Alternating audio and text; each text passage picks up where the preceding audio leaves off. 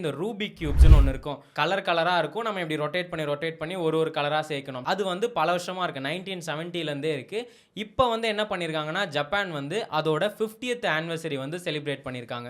அதுக்காக என்ன பண்ணியிருக்காங்கன்னா, வேர்ல்டுலே ரொம்ப ஸ்மாலஸ்டான ரூபிக் கியூப் ஒன்று வந்து செஞ்சுருக்காங்க.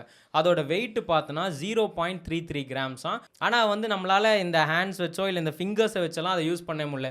அதுக்கு இவங்க என்ன பண்ணுறாங்கன்னா, 2 ட்வீசர்னு சொல்லுவாங்க. அதை வச்சு தான் இதை வந்து சால்வே பண்ணுறாங்க. நார்மலாக இந்த மாதிரி சின்னதாக பண்ணால் என்ன பண்ணுவாங்கன்னா, ஹியூமன் யூஸுக்கு எதுவும் பண்ண மாட்டாங்க. அவங்க ஒரு வேர்ல்டு ரெக்கார்டுக்காக பண்ணி அதை ஒரு எக்ஸிபிஷன்லையோ இல்லை அவங்களோட பிராண்டு பின்னாடி பெருசாக வச்சுப்பாங்க. பட் இவங்க என்ன பண்ணுறாங்கன்னா, இதை வந்து கஸ்டமர்ஸ்க்கு சேல் பண்ண போகிறாங்க. இப்போ வந்து ப்ரீ ஆர்டர் வந்து ஸ்டார்ட் ஆயிருக்கு. இதோட ப்ரைஸ் பார்த்தோன்னா 4.4 lakhs வருது நம்மளோட இந்தியன் ருபீஸ் படி. இது கூட என்னெல்லாம் கொடுக்குறாங்கன்னா, இதை ஹோல்ட் பண்ணுற மாதிரி ஒரு ஸ்டாண்ட் இருக்குது. கூடவே பார்த்தோன்னா இந்த கின்னஸோட சர்டிஃபிகேட் ஒன்று கொடுக்குறாங்க. இதுதான் வந்து வேர்ல்டு ஸ்மாலஸ்ட் ரூபிக் கியூப்ஸ் அப்படின்னு.